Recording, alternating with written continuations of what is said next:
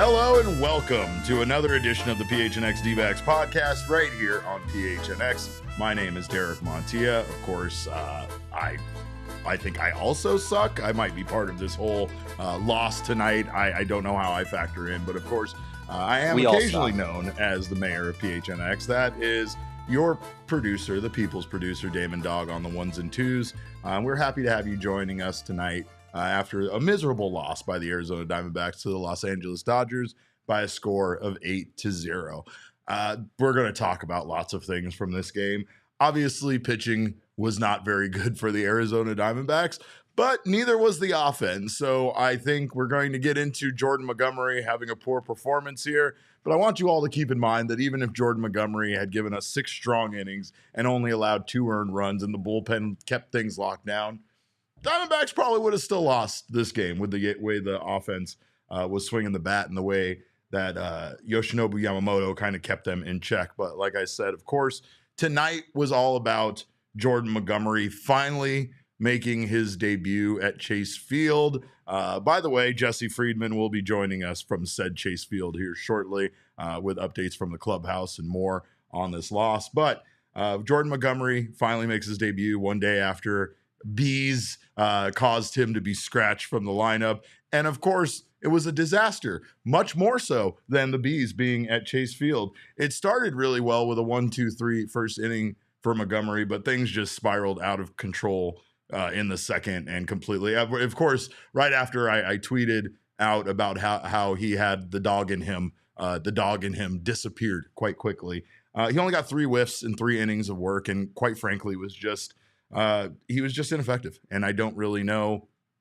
I don't find this to be alarming or concerning. Obviously, there is certain things that factor in here, not to excuse his poor outing. But like I said, he did look strong in the first inning, and then in the second inning allows 5 runs, 1 more in the third inning, gives up a home run to Andy Pages, who is now on Damon's list. He has yet another Dodger for him to hate. Damon? They just can't keep getting away with Andy it, Derek. Pages right now, not Ryan Pages. Ryan Pages is what I'm going with for the rest of time. Yeah. What do they feed these guys? I don't know. He's hit what is he hitting now? He was hitting 316, of course. Right around there, man. Three bombs. Like, oh man. It's out of control. They grow the. He's hitting 291 with an 862 OPS, but still, they grow these guys on trees, man. It's ridiculous. The Dodgers just continue away to finally, and that's the most frustrating thing about this series was felt like the Diamondbacks did a good job at times against Mookie Betts, Freddie Freeman, Shohei Ohtani didn't play today, but it really is the guys in the latter half of the lineup that really kind of did damage tonight. Andy Pages had the home run. Miguel Rojas went 2 for 4. With an RBI himself. Chris Taylor 1 for 2 with 2 walks. Chris Taylor's hitting 078 and you walked him twice. There are some inexcusable things when it came to pitching tonight. Jordan Montgomery obviously did not have a good start, did not have a good outing despite, the anticipation of having him start here at Chase Field and make his debut. 3 innings pitch, he gave up 6 hits, 6 earned runs, 3 walks, 1 strikeout. I guess the question is, how did getting ramped up to start yesterday only to be scratched to then start today impact his start? I feel like that, at least for me, is a small sample of, or at least one thing that I will say, I will remain cautiously optimistic about Jordan Montgomery. But what did you think about that, Damon, in regards to, it doesn't happen very often unless an injury occurs or something like that, where a pitcher does get themselves ready to go for a start, then they don't play in that game, and then they have to start the following day. Yeah, it's a pretty weird circumstance. I mean, Monty might be one of those really schedule-driven guys. Yeah, we heard that about Zach. We don't know. Yeah, Zach is that way, right? So, like, we don't know yet because we haven't had as much experience with Monty. I'm not going to assume anything. Yeah, maybe I'm going to assume he can't throw fastballs because he still doesn't. Maybe he would tell you that he felt fine going into tonight, and it just didn't work out. I don't know. This team is just broken, man. It's hard to know because, again, there was something to be said about his first start where he, again, did not throw any fastballs. And then tonight, Montgomery, of course, once again, he has to rely at times so much on his secondary stuff. And the Dodgers came in with an effective game plan against him. I mean, that's pretty much what the numbers show in regards to Jordan Montgomery. Again, he threw his fastball way more than he did in his other starts. He threw it 24% of the time, but he also didn't throw very many pitches tonight, only 63 pitches in his short outing. And I know we'll have some more from Torey in regards to that, but definitely a difficult day considering that the Diamondbacks absolutely needed, even if it wasn't going to be a great start from Monty, they needed some length, and he absolutely did not give them that. And that part sucks. What also sucks, and more importantly, is how Jordan Montgomery compares to every other marquee free agent starting pitcher that has made their debut at Chase Field. And our very own Jesse Friedman sent out a tweet that might shake you to your core. Damon, I think we have that tweet. This is what Jesse had to say. Jordan Montgomery struggled mightily in his first Diamondbacks home start, like every other marquee free agent starter the team has signed. Randy Johnson on April 15th, 1999, went 6 innings pitched and allowed 6 earned. Zach Greinke on April 4th, 2016, went 4 innings pitched, allowed 7 earned runs. Madison Bumgarner on August 24th, 2020, went 4 1/3, gave up 7 earned runs. And now tonight, Jordan Montgomery joins this illustrious group by going 3 innings pitched, 6 earned on his debut here at Chase Field. That's gross. That's gross. I don't like that, but it's really gross, and it's just like them like making us just like feel bad, doesn't it? It's like yeah, just hey guys, why don't we just like every time we sign a big guy for a lot of money, like hey, why actually stinks. They should stink right in front of the home crowd the first time, so get us nervous. So we really think that we made a mistake by bringing them over, man. That sucks. that like was a fun stat until I read the whole thing out loud, and then suddenly it just wasn't as fun anymore. But something that was fun was Blake Walston getting called up. He had an amazing story in regards to getting called up. Apparently, our very own Blake Walston, who a lot of you have been asking about, a lot of people were wondering if he was going to be on the Major League roster. He gets called up. He made his debut today. Kind of thrown into the fire here in an unexpected circumstance, but pitched fairly well. He ate up some innings for the Diamondbacks, one night removed from them using nearly their entire bullpen. So it was very important that he gave them what he gave them. And apparently he received the info about being called up while he was at a blackjack table in Las Vegas. Here is the story from Walston himself. We were in Vegas, and I was at the table, and all my buddies just started swarming me, and the coach came down there and threw my last hand out there, lost, and he was like, well, you don't have to worry about it, you're going to the big leagues. And I was just like, you're lying. I didn't really think it was real, but man, I'm here now. So. Who told you that? Lolly. Blake Lolly. Blackjack? Blackjack, yep. Easiest hand you've ever lost? Pretty much. You felt about it? I mean, when 12 against a 10 doesn't work. Oh man, that's an incredibly memorable story. Brandon Hughes also told us the day prior that he was at a casino when he was told. I think I'm getting that right. He was told he was getting called up while he was also at a casino. So I guess the big question there is, should the D-backs have a team in Reno? I don't know. In Reno, Nevada, what about when the Oakland A's moved there? I don't know how this whole thing is going to work out. But Blake, again, he was pretty good for this team. He got into some trouble there at the end, but at the end of his outing, kind of walked some guys, loaded the bases, and he actually walked in a run. But overall, a pretty decent outing considering what the Dodgers were doing to the Diamondbacks tonight. He went 3 2/3. He allowed 2 earned runs, gave up 3 hits. Walked 4, which is a problem, but he did strike out 5, which that's fairly impressive in 3 2/3 innings. Don't you think there, Damon Dog? Yeah, I mean, the strikeouts were good to see, right? Like, there feels like something we could build off there. Obviously not the best outing you've ever seen in your life, Right. but there was some swing and miss. Like, I'm trying to remember who it was against, but he threw a curveball in the dirt that a guy like really chased, struck him out. That one in particular, I was like, okay. I mean, if we got that going, like, we got something there. I mean, Blake, I don't really know what to take from Blake Walston. Like, he could be really good. Yeah. Could be the fact that the Dodgers just didn't expect him, right? You don't have a game plan against a guy that gets called up today and then ends up pitching the majority of the game like Walston did. So, I guess to be a little pessimistic there, it remains to be seen if he can continue for sure, dude. We watched Brandon Hughes just cook them yesterday, slice them up at the top of the order, and then today he gave up. At least he gave up some runs, right? One or two. Brandon Hughes went an inning and a third. He gave up 1 hit, no runs. Okay, no runs, but he did walk 1. He got 2 strikeouts. So I think that maybe we got something there too. The biggest thing is that with Torey needing to use so much of his bullpen yesterday, it was a big help for Walston to come into this position. It wouldn't be a surprise to see him get sent back down as a corresponding move when they bring Ryan Nelson back from the 15-day IL. But we'll see how that plays out because that's still to be determined. We do have some interesting news in regards to the pitching probables for this upcoming series and some news on Zach Gallen that Damon absolutely hates. But let's take a look, of course. Let's work the count here with our friends from Desert Financial Credit Union. These are the numbers for the series. And again, these aren't great. These aren't great numbers, but this is definitely another one of those post-series counts where when you take a look at it, this one makes sense why the Diamondbacks dropped 2 out of 3. Dodgers outscore the Diamondbacks 19-8. They just barely out-hit the Diamondbacks 25-24.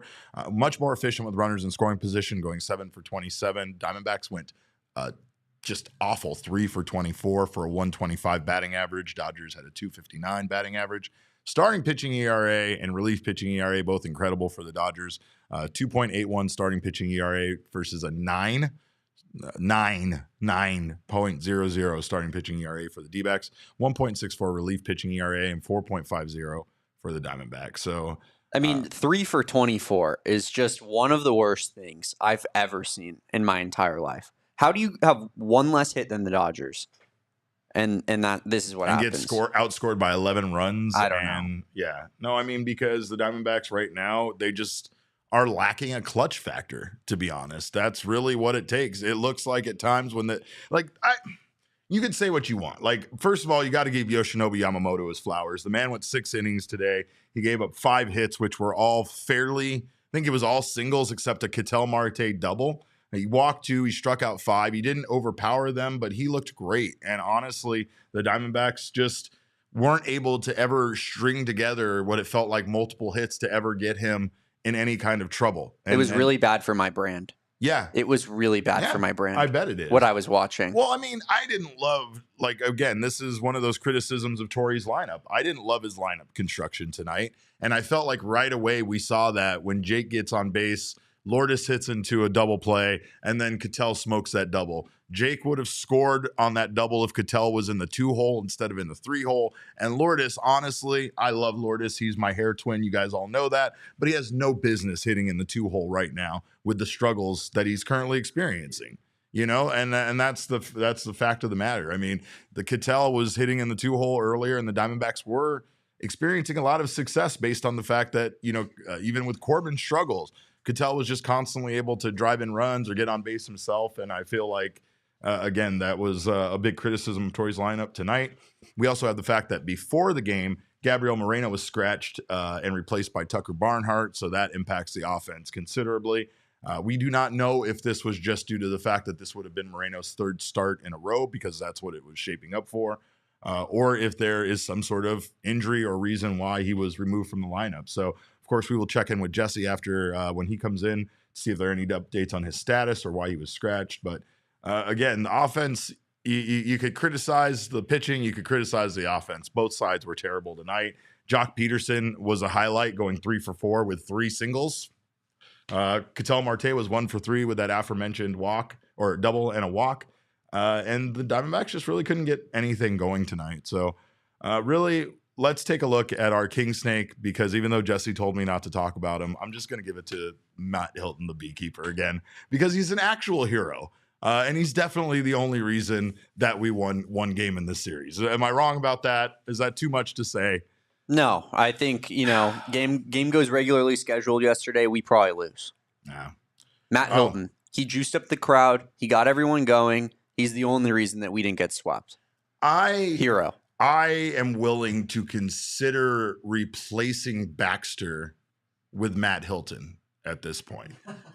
So every single game, I mean, it doesn't have to be a real beehive. It can be a fake one that we manufacture, right? But every single game, we can say, oh, this game might not start on time because there's a beehive here. And then the fucking people can go crazy for Matt Hilton getting driven in, can be in his beekeeper costume already, just cheering and doing this as he comes down, goes up in the lift every game. Maybe sometimes it's the beehive is a piñata, and we can just have him up there smacking it with a bat or something. It could be great times. And I mean, I think that will get the crowd hyped.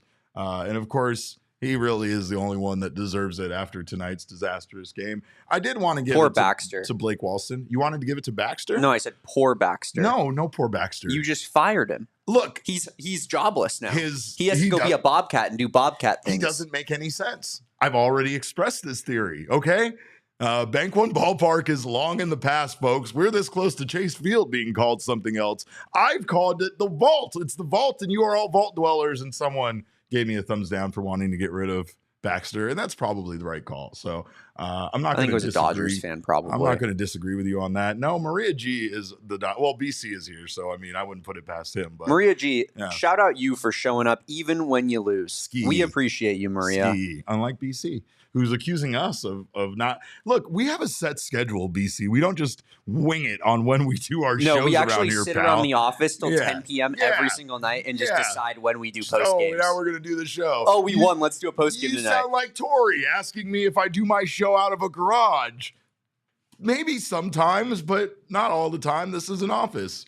A poorly air-conditioned one at that. But, of course, we do thank you guys for being here, even if you're a Dodgers fan right now in the PHNX Sports YouTube channel, in the chat. We love you guys being here in the live chat. Make sure you subscribe to the channel if you haven't done so already. Sign up for notifications. That way you don't miss whenever our shows go live.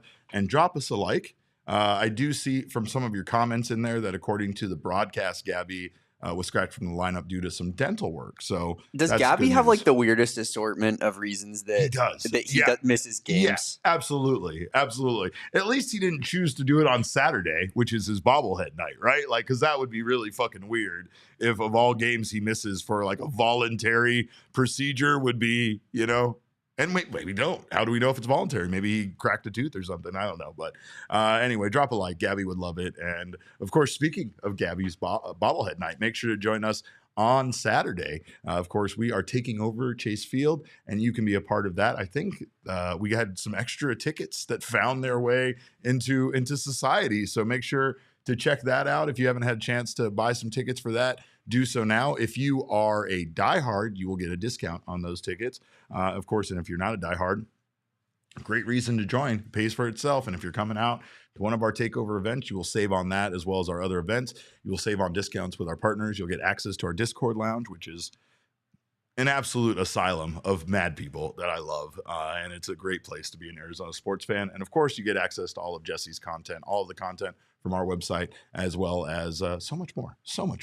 But of course, speaking of partners, we are very glad to have our guys at Shady Rays back, because I love my Shady Rays sunglasses more than I love any other sunglasses I've ever owned. What's wild is my Shady Rays sunglasses are protected by the most insane protection plan in all of eyewear. If your shades go missing or take an unexpected hit, don't sweat it. They have the most insane protection plan in all of eyewear. Every pair is backed by a lost and broken replacement. If you lose or break them, even on day one, they will send you out a brand new pair. And I can attest to this because I did lose my sunglasses at one point. And the Shady Rays, I was like, hey, let me tell you about this. And they were like, don't. Say less. we'll just send you new sunglasses. It's that simple. Plus, if you don't love your shades, you can exchange them for a new pair, return worry-free within 30 days. There's no risk when you shop. Their team always has your back with personal and fast support. So, and exclusively for our listeners right now, as you see there down in the corner, you can get 35% off. That's a lot. That's a lot. Shady Rays is giving out their best deal of the season to all of our listeners. Head to shadyrays.com and use code PHNX for 35% off polarized sunglasses. Try for yourself the shades rated 5 stars by over 300,000 people. If you live here in Arizona and you don't have a good pair of sunglasses, that's like living back east without a good coat. It's a terrible idea, and it's an absolute necessity. It's not a fashion statement, and it's not to look cool. You need them, or the sun will burn your retina here. We've talked about this. This city is an affront to God. And particularly that's the reason why polarized. our sports fans suck. Sports teams suck. Our sports fans are great. What? Particularly polarized sunglasses. Oh, yeah.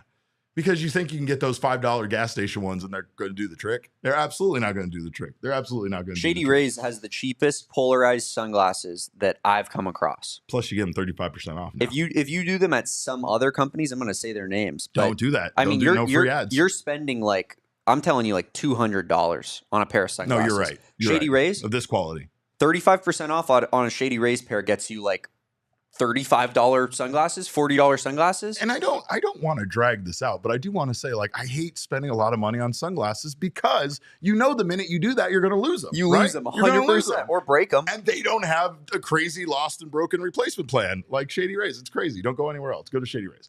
Also, check out our friends at Gila River Resorts and Casinos. And of course, that's a great place to wear your Shady Rays too. You go poolside, you need your Shady Rays. You're inside playing casinos. Playing casino. Playing casino is what children do with fake money. This is a real casino where you can actually have a great time with a state-of-the-art gaming floor with over 800 slot machines, 15 blackjack tables, and of course, Arizona's largest casino sportsbook. But when you're there and you're winning and you're having a great time, you could also wear your sunglasses there. And maybe, just maybe, while you're there, you will get the call up to your major league team. Who knows? Because anything can happen over at Gila River Resorts and Casinos. Head there and let them show you what next level is all about. You do you at Gila River Resorts and Casinos. Visit playathila.com for more details.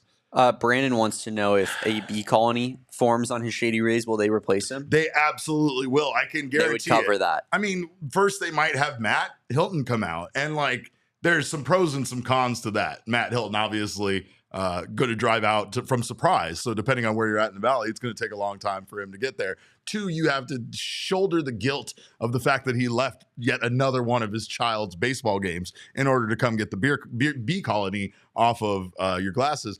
I think the biggest factor here, though, is that you don't need to do any of that because you can just send them back or replace them or whatever for free with our friends at Shady Rays. So, yeah, they'll take care of that for you. But, of course, a little bit more from this game. I want to say that this game was one of those games that can completely change your view on the baseball season. And we've had that entirely too much lately with the Arizona Diamondbacks.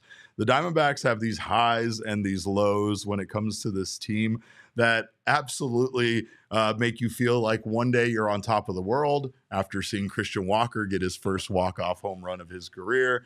And then there's days like today where nothing went right for this team. And despite the knee-jerk reaction to blame Torey's lineup construction or perhaps, the necessity to change the starting rotation based on yesterday's B delay, it still feels disheartening when, this team goes from being a fairly competitive team that can win a game against one of the best teams in baseball like we saw yesterday versus today's output against, you could argue, a kind of a B lineup from the Dodgers. I said B lineup.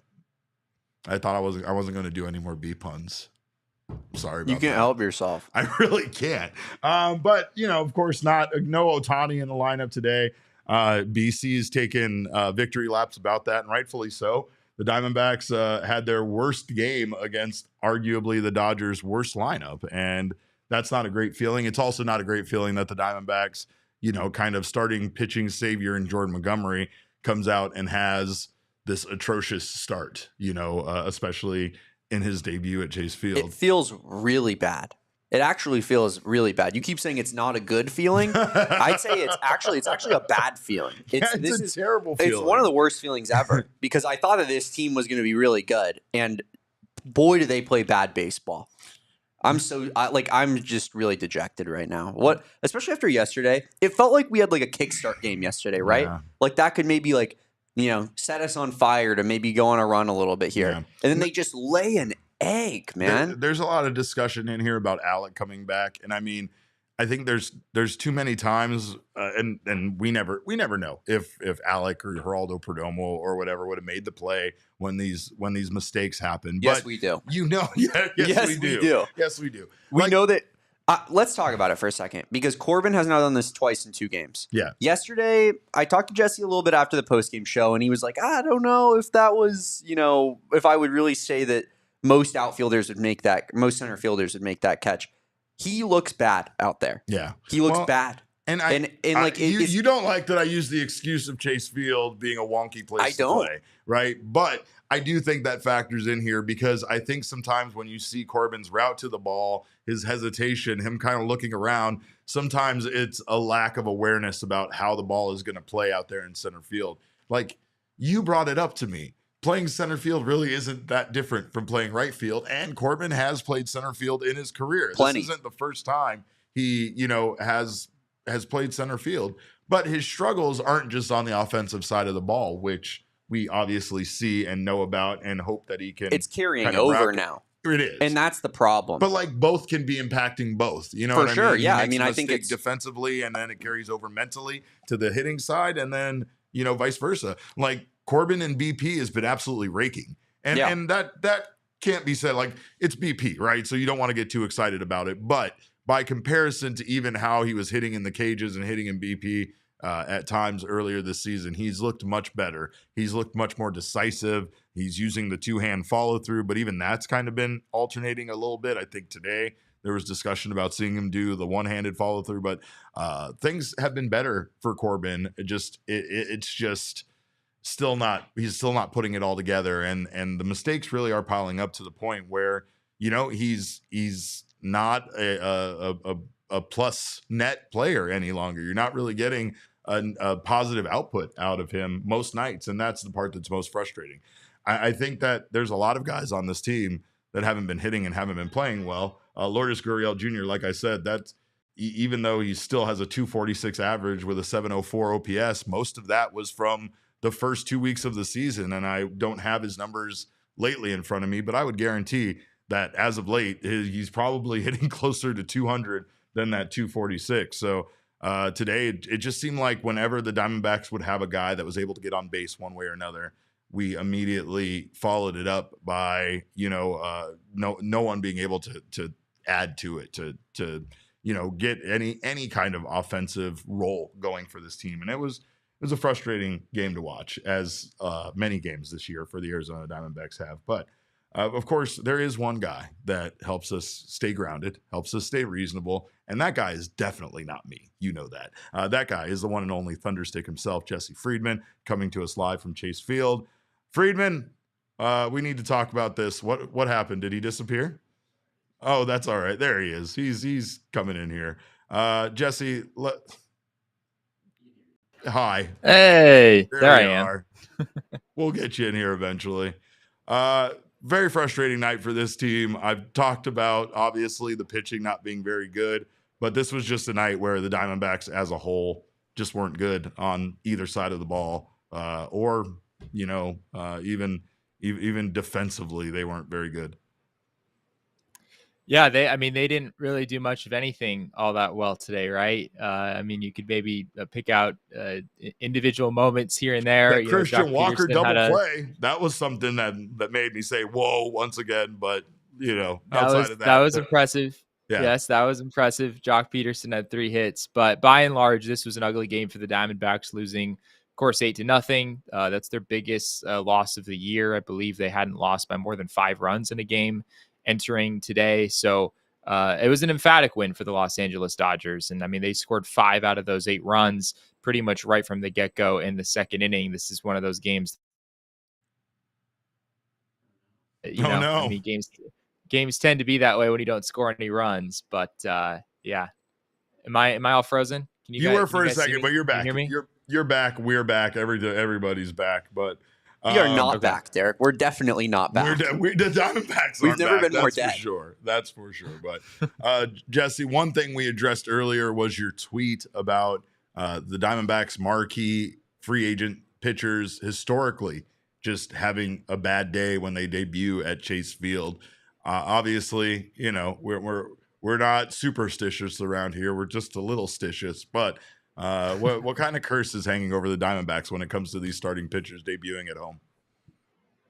There's something about that, isn't there? I mean, every time the Diamondbacks they haven't done it very many times, right? The Diamondbacks haven't signed that many big name starting pitchers throughout the course of this franchise's history. But when they have, day one in front of the home fans hasn't been great. You said you showed it earlier. Randy Johnson, even Randy Johnson gave up 6 runs, 6 earned in his first start. In, of course, what was then Bank One Ballpark. So, yeah, and it's not to say that some of those guys didn't wind up having pretty solid Diamondbacks careers. Certainly Randy Johnson did. Zach Greinke was able to turn things around, although his first entire season with the Diamondbacks wasn't all that great. He had a 4.37 ERA in 2016. But, yeah, there's something about it. I mean, Bumgarner, Jordan Montgomery, Zach Greinke, Randy Johnson, none of those guys were good at all in their home debut for the Diamondbacks. Of course, the team has had some other marquee free agent or marquee starting pitchers come through this organization, but the distinction there being the guys that they signed as free agents. So Kurt Schilling was acquired via trade, Dan Herron acquired via trade. Other guys that the D-backs drafted and developed in house and whatnot. But when they've gone out and spent the money, it hasn't been pretty here at home on day one. I don't want to panic about anything, and I do think there was some encouraging things, but is there any good that you take away from a game like this? I mean, it feels like this one is just like I said earlier, it's just all bad. Yeah, I think the one I mean, there are multiple positives you could point to. I mentioned Jock looking really good at the plate. He continues to be really good for the Diamondbacks overall. Ketel Marte had I believe the Diamondbacks' only extra base hit in this game. Yeah, he continues to be solid at the plate. There are guys on this team who are playing well right now. Blake Walston. His final line wasn't necessarily pretty when all was said and done, but I still thought that it was kind of a gutsy performance from him in his major league debut. D-backs have put a lot of young pitchers in the spot where, you're in Reno one day and the next it's Betts and it's Friedman, and you're in a pretty tough, you're facing some pretty imposing hitters. But Walston didn't seem intimidated. Even though he did walk some guys toward the end of this outing. He wasn't necessarily in the zone a ton, but he was still pretty effective in this game. He said some pretty fun things after this one, which we'll get to later on in the show. And another thing I would mention is Corbin Carroll, who I think is starting to show signs of breaking out of his slump at the plate. We're not quite there yet. He hasn't really put it all together. But he was 1 for 3 with a walk in this game. Of course, he hit the double yesterday as well, starting to look a little bit better at the plate for the guy who was the Diamondbacks' best player just a season ago. We were talking about how bad he's looked defensively at times. And I know, again, some of it, obviously has to do with the fact that much like Christian Walker at first base, I think we've gotten very used to Alec Thomas being an incredible center fielder, especially at home at Chase Field. With all of those weird angles and the overhang and the porch and all of that stuff, right? But Corbin, he's just had a couple of moments like he did tonight where he's looked just a little lost out there in center field playing, at home, where you would think he would kind of have a better grasp on things by now. I mean, Corbin hasn't played that much center field, right? I mean, he did get some reps in last season, but by and large, Alec Thomas has been the Diamondbacks center fielder, ever since Corbin Carroll came into the league. So he doesn't have a ton of reps out there, and he also is better suited for a corner, right? I mean, Alec Thomas is an excellent center fielder, and Corbin Carroll is a pretty good corner outfielder. He's made some really nice plays out there. Obviously, the arm isn't exactly what you'd want in a corner outfielder, but his range has been consistently above average. In center field, it's just different, and we've seen him get really close to making plays that would be really good plays if he made them. I mean, that that ball that clanked off his glove today that went for a double, if he makes that play, it's a really nice play. It's not just like a play that every center fielder should easily make. I mean, Corbin Carroll's speed is a big reason why he's able to even get to a lot of these balls in the first place. Right. But there's just a kind of a lack of finish where once he gets close to the ball, he kind of slows up or he hesitates, and he's not quite able to finish what appears to be a play that is totally within his grasp to make. And I think it's kind of like what we've talked about in the past with errors, right? You almost are negatively impacting guys that are more gifted athletically because they can get in the range of the ball more, but it would still take a spectacular play in order to make it. And in some cases, just because they were there and so close, they get hit with an error when most average, fielders in that instance wouldn't even have gotten there, right? Like Corbin's speed allows him to get to balls that most guys wouldn't have even been in the vicinity of. Yet when he makes a play like the ones he made tonight, it does make him look bad. And it makes him look like he's making mistakes out there when in fact it's kind of hard to have body control when you're running as fast as Corbin is to get to some of those fly balls and also play them, like I said, with some of those weird angles and such that Chase Field has. I want to push back a little bit here.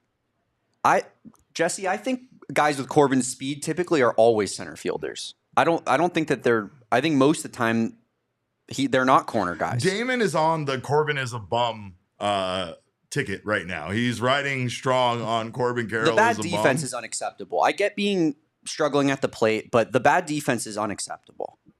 I'm not going to say that most center fielders might not be able to get to that ball. I think most center fielders make that play.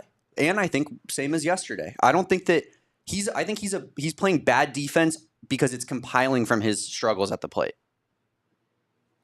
Yeah, I don't really agree with that. I think that we're just all really used to seeing Alek Thomas play center field. Alek Thomas is one of the smoothest defenders in all of baseball at that position. And is Corbin Carroll playing an above average center field right now? Probably not. But I also don't think he's playing a well below average center field. I haven't looked at his defense metrics in a little while. I'd be really surprised if Corbin Carroll was like a heavy negative in center field right now. I bet he's probably right around average. Wouldn't shock me if he was even a little above average out there. We're just so used to seeing Alek Thomas. Like not everyone is Alek Thomas out there. Not every team has a guy like that. And when you see someone else who doesn't have, Corbin does have Alek's speed. He actually has more speed than Alek Thomas, but his instincts are just not quite as sharp out there. And we've certainly seen that. I just think with Corbin's arm and how much negative value that brings, the only thing he's bringing on defense is range. So when he's not making those catches because it's hitting off of his glove, he's actively bad at defense for your team. So I just I think you guys were giving him a little bit too much excuses there. I don't think the defense is really acceptable at all. No, you know what I think this is? Corbin, can I just say real quick? Corbin he's at +1. He's at +1 OAA. So based on StatCast, Corbin is an above average defender from a range perspective. And granted, yes, the arm is not good, and so I think they have him as being -1 there. So it basically comes out to league average, which of course, and at this point, it's so early in the season to be looking at these numbers. But Corbin Carroll's center field defense is probably the least of this team's problems right now in my mind.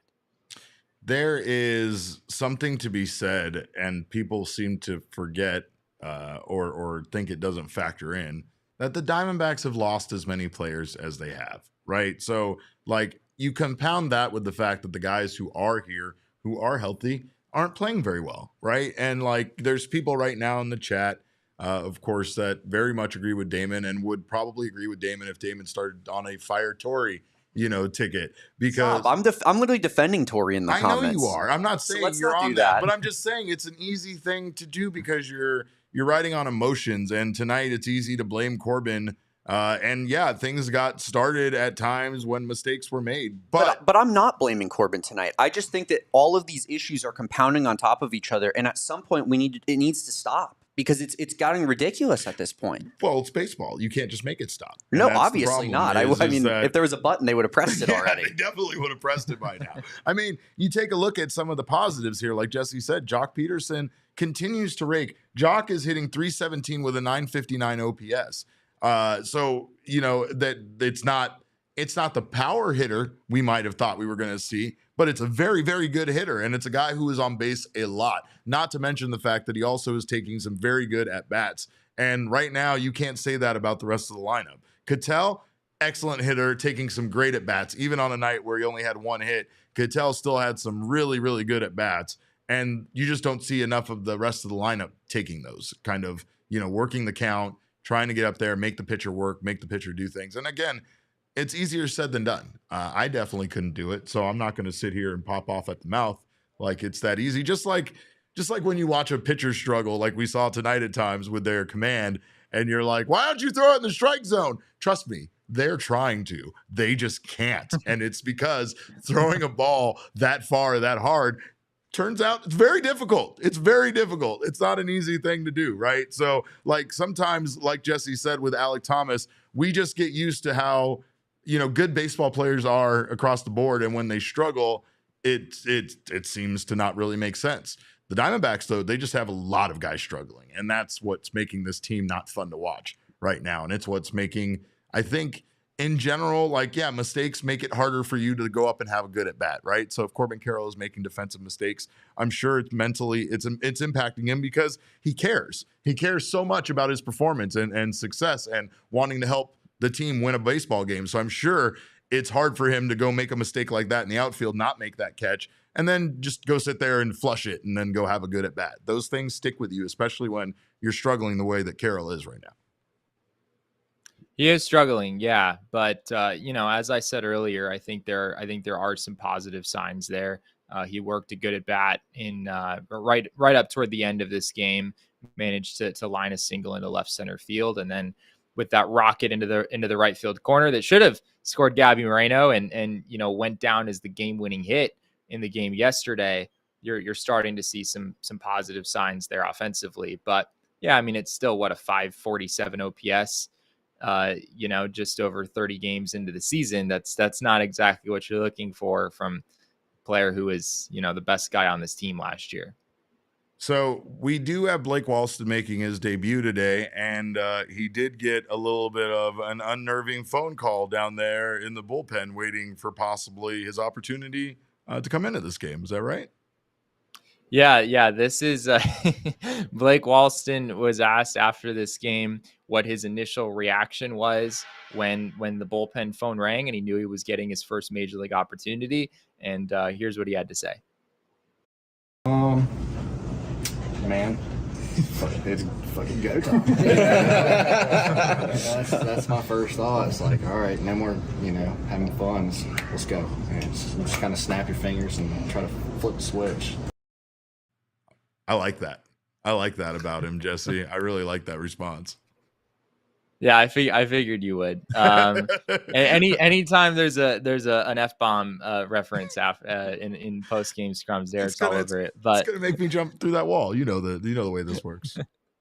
Blake was that was I think the last question that he was asked today. But he said he had a lot of fun and understandably so. I mean, even though, as I said earlier, the final line for Walston wasn't great tonight, he still kept the diamond. I mean, yeah, it's hard to keep the Diamondbacks in the game when you come in and it's already 6-0, but he at least held it right there. Yeah, gave him nearly 4 innings.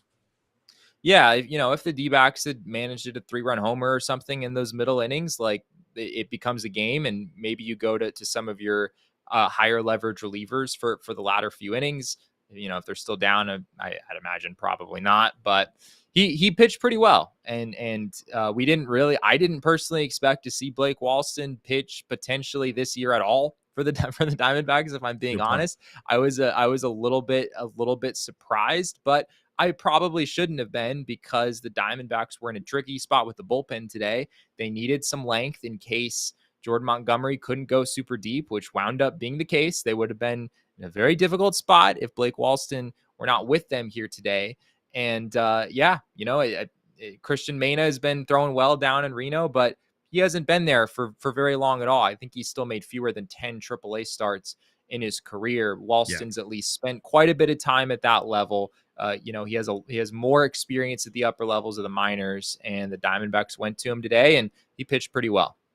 And I think honestly, even though this might be his only outing or appearance during this stint in the majors, I think he definitely showed that he has that kind of veteran feel for a young guy making his debut. Right, he seemed to have the confidence and the excitement about being here. He didn't look scared, didn't look nervous, and in fact, we showed the video earlier of him talking about getting that news while in Vegas at the casino. So there's a lot of things about him that already seem very cool. Meanwhile, a question that we talked about earlier that really has no answer is how scratching Jordan Montgomery from yesterday's start impacted him today, impacted this start and this performance. But you have more from Monty from the clubhouse on yesterday and that delay. Yeah, this is Montgomery was asked after the game just how it might have affected him, what yesterday was like, and here's what he had to say about that. I mean, I can't control bees, so it's frustrating. I was ready to go yesterday, but I was ready to go today too. So there's just really no excuse. Did you get what they were thinking with pushing you back? I mean, yes, it's early. It's not worth having to stay loose for. I mean, they were thinking it was going to be 2 hours and risking anything. So I mean, I hated putting the bullpen in the position they were in, and did it again today. So I just got to focus what I can focus on and try and be better next time.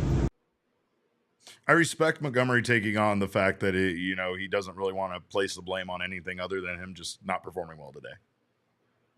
Yeah, he was very adamant about that throughout the interview with other questions as well. There was no excuse for today based on what happened yesterday or anything, that this was his game and he should have been able to keep the Diamondbacks in it, and he was not able to do that. He basically just said out of the gate, like, I didn't have fastball command. My changeup, he said he was cutting his changeup, so he wasn't getting the arm side movement on that pitch that he normally does. It was a changeup that Andy Paez hit for a 2-run homer, which is the Dodgers, scoring their first couple of runs of the night. So his stuff just wasn't great today by any stretch of the imagination. He's a guy who has to be locating well, has to have good feel for his pitches in order to be effective, and that just was not there at all.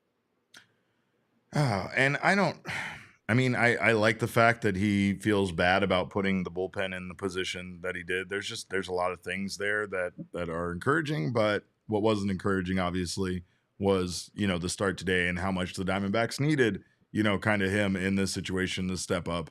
It does sound a little bit, though, like he would have preferred to just go yesterday, even though he admits it was probably the right call, but it definitely sounds like he would have rather just go yesterday. Yeah, I think Torey had told us yesterday that he was good in warmups and had, I think, a shorter than usual warm-up. So Torey was confident that he had the bullets in there to come out and make this start today, even though he did throw a little bit yesterday. He joked about maybe he threw all of his good pitches yesterday and the bullpen getting ready for the game. But he was also asked, what's the longest delay that you've ever dealt with in a start? And he said that there was a game back when he was with the Cardinals where he was pitching in Pittsburgh, and there was a rain delay for about an hour and a half, and he'd already pitched 4 innings, and he came back after the hour and a half and pitched 2 or 3 more innings, he said. So he's been through something like that before, but he understood the D-backs not wanting to risk it given his weird ramp up this season, the fact that he didn't have a normal spring training, and the fact that it's still pretty early in the season for everyone as well. I think that other incident happened more toward the end of the year where he would have been in mid-season form at that point. Did he blame his performance today on Zach Greinke's presence in any way? Just curious. No. He continued. Shockingly, that didn't never come came up. Yeah, I was just curious. Yeah. I was just curious. Literally, ghosts of past terrible starting pitcher performances in their debut at Chase Field were present, looming over him while he was trying to get a win against the Dodgers. I'd blame him a little bit. Randy Johnson works for the Diamondbacks. He right? was So who also knows? there. Maybe he was in here. Maybe Madison Bumgarner was here too, Derek. Who's to say? Kevin Nash was at Monday's game, and that's a whole other thing with being a big, mysterious, looming person in the background. So wouldn't be surprised if he was there in a cowboy hat pretending he's Mason Saunders. Of course, another big discussion that we've been having, including you being here, is Corbin Carroll. And Torey had this to say about Corbin and his performance. I think his day one was a couple days ago, to be honest with you. You know, when you're talking about day one, when it starts to move that way, I got a good feeling from just watching him pass on pitches that he might be swinging at. Good rhythm to his swing, some really near misses, and then today's at bat was pretty impressive. His last at bat, stayed on a two strike backdoor breaking ball, and hit a 100-mile-an-hour line drive left center field. That was a pretty impressive bat. So yeah, I thought his day one was a couple days ago. I think the storm's coming. And I feel like I've just been cautiously optimistic about that in watching some of his BPs and some of his hits that hit the other night that got caught and would have been a home run in 17 out of 30 ballparks. There's just been times where you feel like Corbin has been getting a little unlucky, yet lately, at least over the last week, it's definitely felt like things are trending in the right direction of him getting the barrel on the ball and getting some harder hit balls out there. We noticed in batting practice today, and it's hard to, really read into batting practice much, but it did look like he was driving the ball more, where pretty much everything he was hitting was a pulled home run or a pulled double, at least, something that banged up against the wall. So for whatever that's worth, he seemed to be making better contact there, and he's been better making better contact in games as well. So Torey seems to believe that good things are right around the corner. And we've been saying for a while that with a player as talented as Corbin Carroll is, and I know it's not a long sample of being a great major league hitter at this point in his career, but he still finished fifth in MVP voting last year. That's not something very many guys ever do. And I still feel confident that in time, Corbin Carroll is going to figure this out. And does that mean that he has an 870 OPS at the end of the year? I'm not so sure about that. I mean, you've kind of dug yourself a little bit of a hole here with a sub 550 OPS in the first month or so of the season. But, what's happened is really care about moving forward is how Corbin plays the rest of the way. And if he can be similar to the player that he was last year, that would be a really big boost for this Diamondbacks team. I'm only laughing because you made Damon dry heave with that comment on Corbin's OPS, but just the mere mention of the number, I was just like, it almost got bad back here. Yeah, it was almost bad. But shout out to our guy Nicholas Gruters with his super chat. Nicholas says, "Is it just me, or does the team feel lifeless? Last year, the team looked like they were having fun even when they lost. Too much pressure on themselves." Expectations. Last year, there were no expectations, so this team could have fun. They could go out there. They could just play baseball. They could kind of find their identity. They had no idea they were going to make the postseason. They had no idea they were going to win in that first series. They had no idea they were going to beat the Dodgers and make it to the World Series like they did, right? So, yes, of course, expectations have changed things. Much like Damon said earlier, and I know he was half joking and very much half serious, was I thought this team would be better than this. And there are people that want an answer, and they want Torey to pay, and they want people to pay. They want justice to be served. And really, at the end of the day, it's just like what I said, a loss of personnel, a lot of key personnel mixed with the fact that the guys here right now just aren't performing very well. And the ones that aren't getting enough support, because you still have Jock Peterson, Cattell, a few other guys. Randall Grichuk has been pretty good for this team. You have some guys that are performing, but for the most part, it's not enough of them right now for them to get on a winning track. And that's the part really that has made this not a really fun season to watch so far. Yeah, just so much inconsistency, right? I mean, Lourdes Gurriel just 2 weeks ago was near the team leaders at the very least, near the major league leaders in some categories offensively as well. And now you look up and he's got a 704 OPS. I think his on base percentage is probably below 300 at this point, and he's still in the 2-hole in the lineup. And it's pretty tough when you've got a guy in the 2-hole who's getting on base less than 30% of the time. Lourdes has been a streaky hitter. We've said it time and time again. You do sort of expect this to be the case from him, and that's why having someone like Lourdes in your top 2 or 3 hitters is not necessarily an ideal arrangement. Because he's gonna live up to that standard in stretches, but he's not necessarily gonna do that for all that long. And in moments like this, where he's in a little bit of a rut offensively, he can kind of kill you offensively. You can kill some of those rallies with double plays and some of the strikeouts and whatnot that we've seen. So getting him back on track is certainly going to be big for this team. And that's part of the lifeless part that Nicholas is talking about. Like, it doesn't even feel like you can get excited at times with this offense and the way they're performing, because even, all right, guy gets on single, no outs, and then nothing. They don't even advance him to second, or hit into a double play, whatever. And I feel like we've seen that entirely too much this season. And again, these are all the things that are making this not a fun baseball team to watch right now. I think early in the season, go ahead, Jesse, sorry. I was just going to say, looking up and down the lineup, there's just not the only guys who are really consistently giving you offense are Ketel Marte, Christian Walker, I would say has been pretty consistent by and large, and Jock Peterson, who of course is only starting against righties. Outside of that, there's been a lot of up and down for pretty much everyone else, and probably more bad than good with most of them. Shout out to Scurvy Boy for his super chat. Thank you for your super chat. And of course, also Be Calm, See Clearly, I think, asked if with his super chat, if the Diamondbacks if he needs to give the Diamondbacks the tongue. I don't know what that means. No one does, and let's not ask any more questions. We're not going to? No. All right.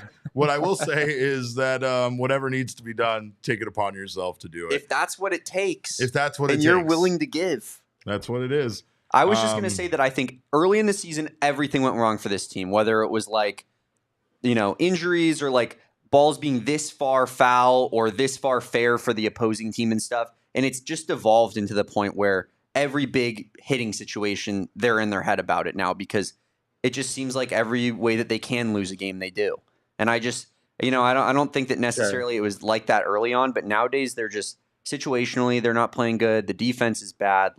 It's just really snowballed out of control, and they need to reverse the course. It's starting to get a point, too. Nicholas says the body language, too, though. They just look lifeless. It's starting to get a point where, I don't know, when you start losing a lot, you start feeling guilty about having fun and being out there and, doing some of the fun stuff that you see in the dugout. Yeah. It doesn't feel right, and you don't feel like having fun, So I can understand how sometimes we don't see this team having all of the joyous moments that we had last year. But I will say, from an inside source, that I was told the whole B thing, it's sticking around.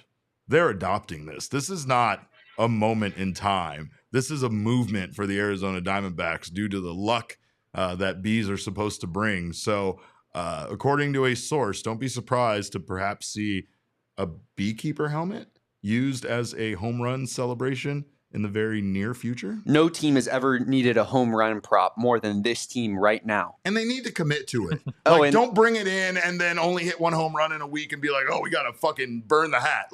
No, stop blaming the item. The item is not the problem here, they need to want it. They got to want it. I want them I want to wear it. Exactly. I want that hat. I want them to go to sleep at night thinking about how I want to wear the beekeeper helmet tomorrow. I can't believe I didn't get to wear the beekeeper helmet today. I'm going to wear it tomorrow. Jesse did mention earlier the good things are around the corner, and hopefully they are for this team, but they are definitely for you because, of course, there is a Circle K around the corner everywhere here in the Valley. It is America's thirst stop, and right now you can fill up your car, get some cheap gas there, including saving some money if you join the Inner Circle program right now for free by downloading the Circle K app today. Terms and conditions apply at participating locations. Visit circlek.com for details, but you'll save up to 25 cents per gallon on your first 5 fill-ups. It also stacks with their easy pay option, so that means 35 cents off per gallon on your first 5 fill-ups if you've signed up for that. You also save 3 cents off per gallon every day after that, and you'll save on a selection of Circle K products, including buy 5, get a 6th one free on pizza, coffee, and ice-cold fountain drinks. So make sure to stop by Circle K, fuel yourself up. Of course, a great item to get at Circle K, 4 Peaks. And that is also another one of our wonderful sponsors. Shout out to 4 Peaks. I'm not drinking a victory beer tonight because I don't feel like we lost. So like the Diamondbacks not having a fun time in the dugout. I'm not over here enjoying a delicious Hop Knot IPA or a Bad Birdie Juicy Golden Ale, which I went to a friend's house this weekend for a birthday party. And when I opened up the fridge, just nothing but Bad Birdie Juicy Golden. It was like a dream come true, Damon. I got to paint a picture of my wife while drinking entirely too much beer, and I had a great time. You drew a good picture, too. I did paint a good picture. I didn't know I could paint. You guys, I can paint. I found that out this weekend. Have you seen this picture, Damon? Because I have not, and I am very skeptical. Damon has seen the picture. It does look like Derek's wife. It's a pretty good. I definitely bested her and her Herm Edwards that she drew of me. She made Derek. She Herm Edwards me, Jesse. She made Derek look like a alternate world where people are just completely different. They're looking. aliens with mustaches and stuff. But I won't get into it. I was just gonna say that I walked into the beer cave at a Circle K. Yeah. And all of a sudden, here's the shining golden light, like it's from heaven. Exactly. On the Bad Birdie Juicy Golden Lager. Yeah. Oh my God, it's Derek. So good. It's so 18 good. 18 cans and they're all gone. Yeah. Oh yeah. Yeah. It's the perfect, of course, the perfect companion in your tea box or in your fridge, no matter where you're at. Visit 4peaks.com/locator to find all of your favorite beers and events because they have some fun events. Check out 4 Peaks Brew at 4 Peaks Pub to keep up with the latest at Arizona's hometown brewery. Must be 21 or older to drink 4 Peaks, and please drink responsibly. Of course, I've told you guys time and time again that I am a notorious liar and I'm not to be trusted, but that's only because the numbers, they tell the truth and they do not lie. So let's take a look at Numbers Don't Lie for today. Jesse, what do you have for us from today's game? Yeah, circling back to Jordan Montgomery, our number is 94.4. This is Jordan Montgomery's average exit velocity against in his 3 innings of work. Yeah, it wasn't so great. Bad. That is 94.4 is very, very high. Out of 144 career appearances in the major leagues, that was the 6th highest in Jordan Montgomery's career. So yeah, not great stuff there. 8 of his 13 batted balls, or 8 of the 13 batted balls against him were 95 or higher off the bat. So yeah, all the way around, not a great outing for Jordan Montgomery. You don't see this too often from him, where his command just is not right, and his feel for his pitches is also not particularly good, especially with that changeup. But as you saw today, Jordan Montgomery, when he's not going to overpower guys with his fastball or anything, he needs to be able to command stuff, and he just was not able to in this one. Well, we have, of course, some news today in regards to all of these starting pitchers being squeezed down and moved over, right? The bullpen start, it seemed like the Diamondbacks were just going to move everybody out one day, but that is no longer the case with Zach Gallen. It would appear that he is going to miss essentially his turn in the rotation and should hypothetically be back for the next time he pitches. Is that what's going on? Yeah, that is exactly what is going on, at least as of right now. I mean, Torey Lovello had told us after last night's game that Zach Gallen would be starting on Friday. And then he told us today before the game that was in fact not happening. And he said after the game, the Gallen will start on Tuesday. So Gallen is basically just missing this turn through the rotation. As you said, it's as if he's being skipped. Diamondbacks, of course, used a bullpen game yesterday, which sort of allowed them to do that. They also have the off day as well. So they have they're in a decent spot right now as far as days for starting pitchers go. But yeah, you're not going to see Zach Gallen until next week. And Torey described that as being basically a situation where, hey, we have the opportunity to give Zach Gallen a start off. And even though there were no new developments with his hamstring, Torey was adamant that his hamstring was fine, but they have an opportunity to give him some extra time, and they decided to take it. So Gallen will start on Tuesday, And then Torey also said just now after the game that Ryan Nelson will probably, it is pretty likely he will start on Sunday, which is basically Torey's way of saying that Ryan Nelson will start on Sunday. He's just not on the active roster right now, so they can't make that move official until then. Yeah, so they have a TBD in there, but we do not do TBDs around here. We throw people in. So here is our probable pitchers for the upcoming series with the San Diego Padres. We have Slade Ciccone going against Dylan Cease in game 1. Brandon Pfaadt going against King. Ace on ace, by the way. Can I just say for the first game? Yeah, ace on ace there for sure. The dueling 2.25 ERA versus Cease's crazy high 2.78 ERA.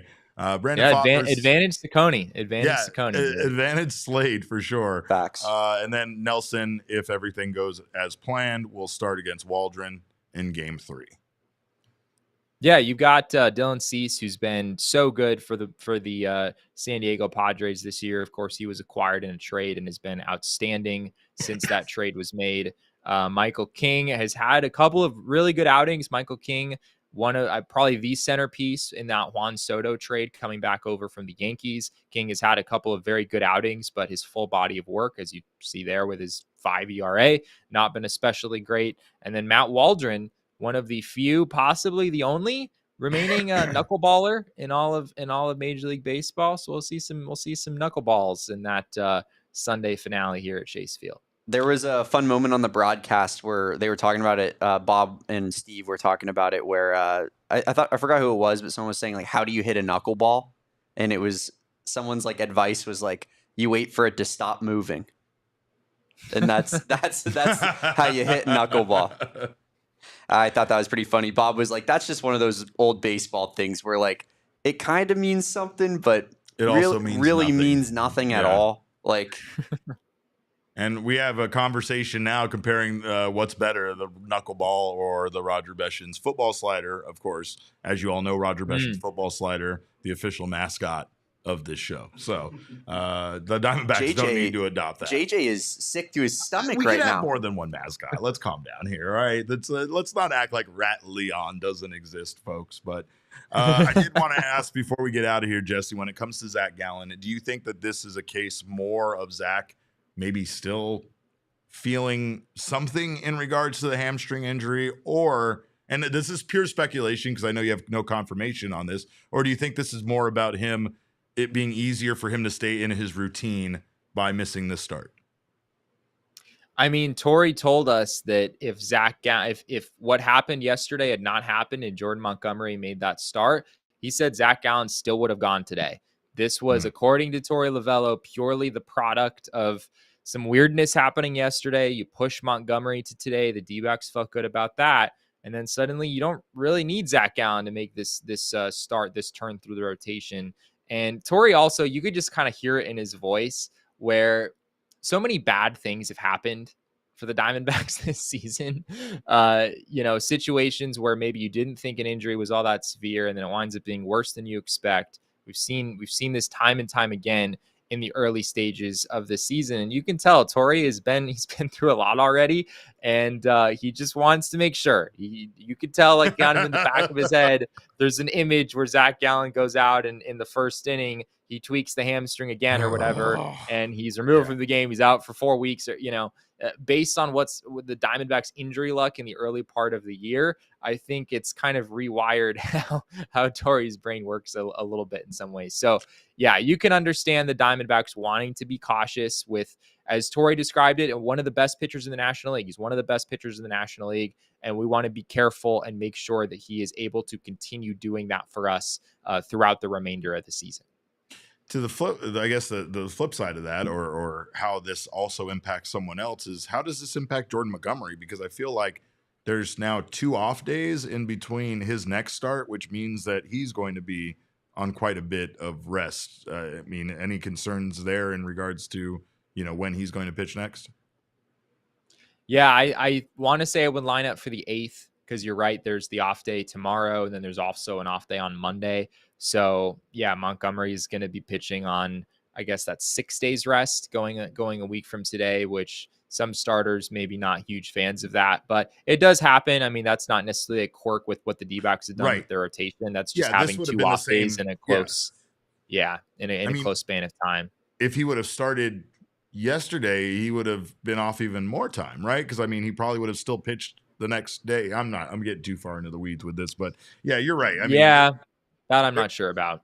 There's times where, like you said, this is just a natural byproduct of having, multiple off days and the way that they handle the schedule. So interesting to see how the Diamondbacks can bounce back, but I still think, based on their performance in game 1, game 2, there's still some things to be encouraged about in regards to them playing, this well against one of the best teams in baseball. But today, not very encouraging. Not a lot to leave from today's game with, other than Blake Walston looked pretty good, and considering he was thrown into the fire here, I thought he did a pretty good job. Things just fell apart for him there at the end. But you got anything else before we get out of here, sir? I see a question from JA in the chat. How bad is that Kyle Nelson surgery? I saw mixed views on it. Yeah, it's not great. I mean, it's thoracic outlet syndrome, which is one of the harder things in baseball to come back from. There are guys who have basically lost their careers to thoracic outlet syndrome. Steven Strasburg. I might be getting confused there. The one I'm more confident about is Matt Harvey. Matt Harvey had thoracic outlet syndrome and was never really the same. Steven Strasburg, I think there was maybe something else going on there. Of course, he had more injuries than just about any great starting pitcher you can imagine. But yeah, it's not an easy thing. Yeah, right. But this is a surgery that Merrill Kelly had back in 2020. He was started off really, really well in that shortened 2020 season.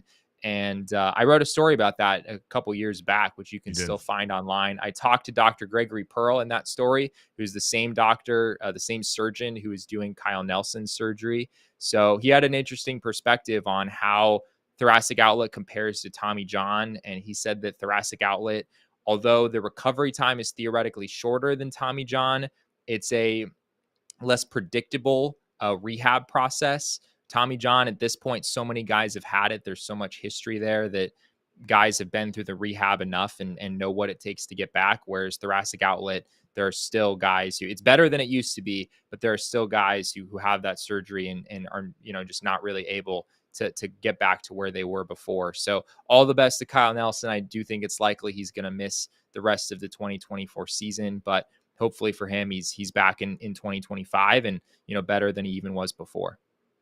Merrill is a great source for him, obviously having gone through it and being a teammate, right? But Merrill also had a really interesting perspective on it, where Merrill didn't seem completely convinced that he needed thoracic outlet surgery. Is that right?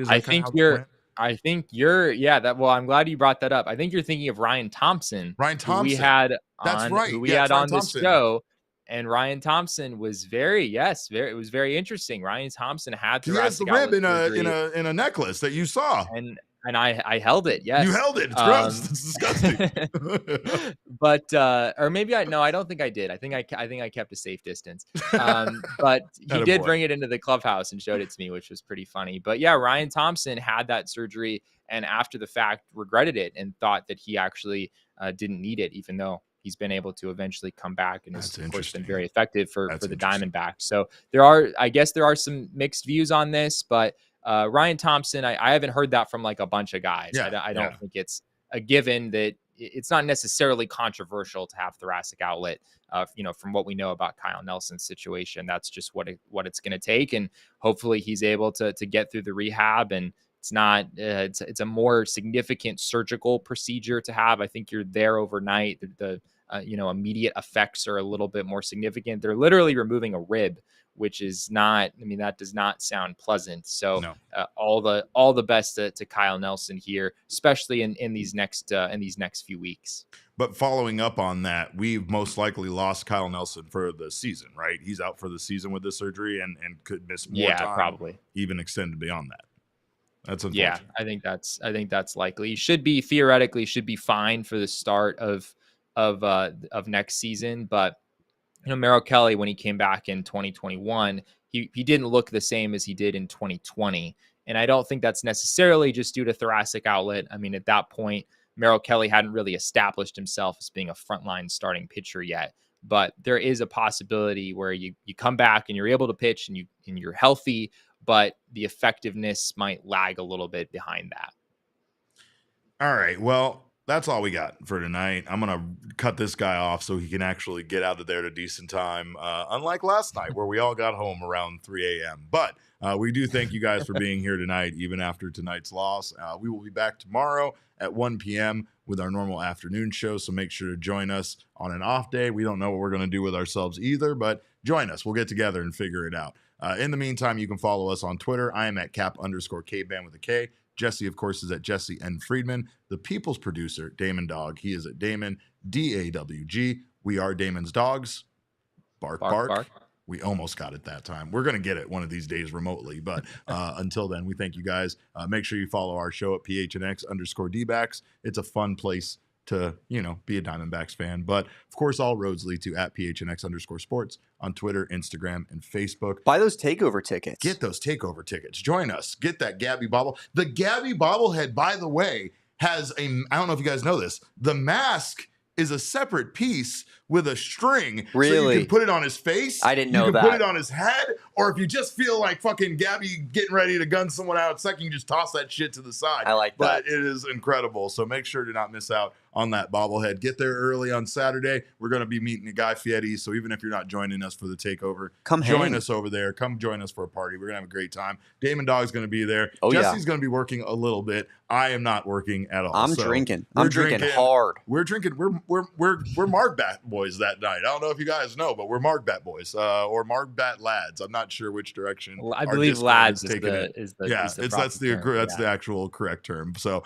of course, we thank you guys all for being here. We thank you for being diehards, especially. But of course, we will see you tomorrow. We hope you guys have a wonderful night. Thank you so much again for joining us. And remember, kids, baseball is fun, but it's so much more fun when you get a free agent starting pitcher that actually shoves in his debut at home. We all silly like the mayor.